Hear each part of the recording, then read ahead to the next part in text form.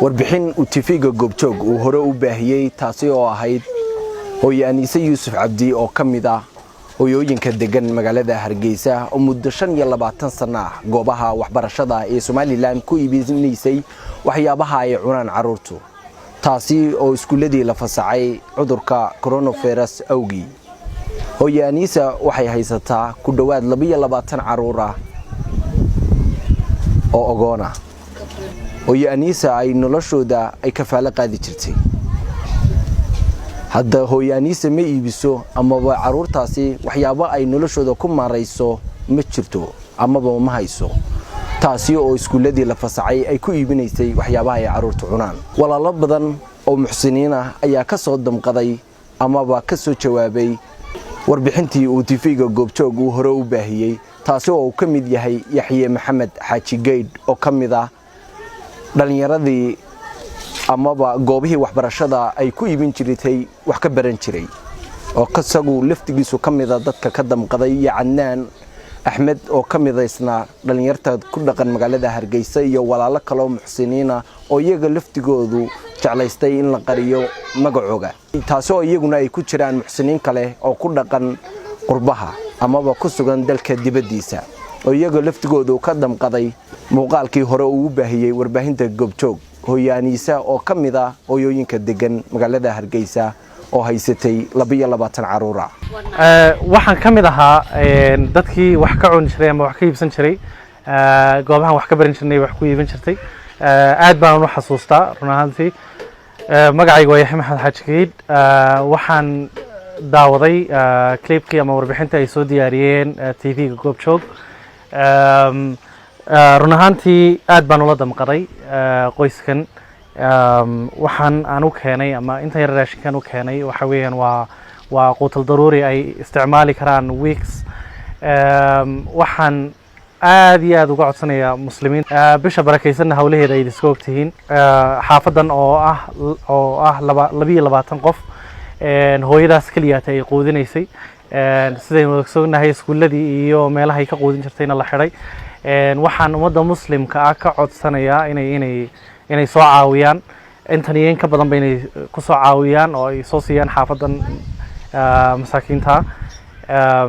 waxaan aad iyo aad ugu mahadnaqayaa walaalka Suxfi Caydaruus Allah ka jazaayay adiga TV-ganaba maanta waxaan joognaa guriga hooyo Aniise hooyo maskiinada oo ahayd hooyooyinka ay saameeyeen waxbarashadii la xidhay amba xanuunka COVID-19 iyadoo iskuulada hortooda ku iibin jirtay nusaaca ciyaalka cunaan maadaama oo iskuuladii halka ciyaalkeeda bariiska uga soo saaraysa xidhmeen cid caawisaana aanay jirin waxaan ka daawaday telefishinka Goobjoog TV warbixin uu ka soo diyaariyay Caydaruus oo ah in hooyo Aniise iyo 22 caruur ay dhashay ay baahan yihiin ay wax ay cunaan aanay haysan taas oo ka damqanay fiidiyoogii ayaan u diray dad badan oo asxaabnahay jazaakallahu khayr waxa ka soo jawaabinaa saaxiibnahay oo magaciisa qariyay oo ilaahay sheegin oo ilaahay uga barayna halku ka soo saaray inuu badal khayr qaba galiyo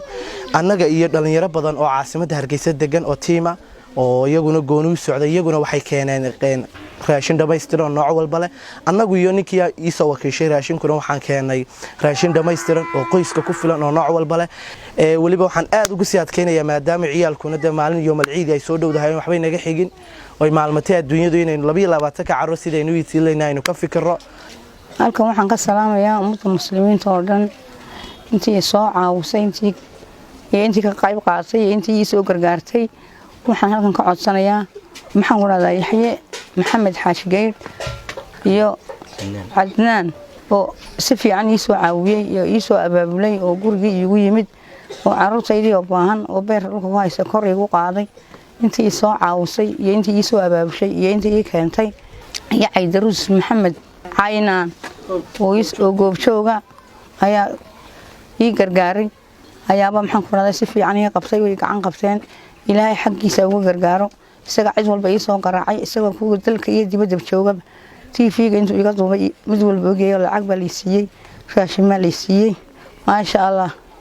ilaahay waa mahad inama kala asxaaba ayaa ii keenay 4 jeer baa raashin la ii keenay oo Caydaruus ka mid yahay oo maxaan ku raadayay Yaxye ka mid yahay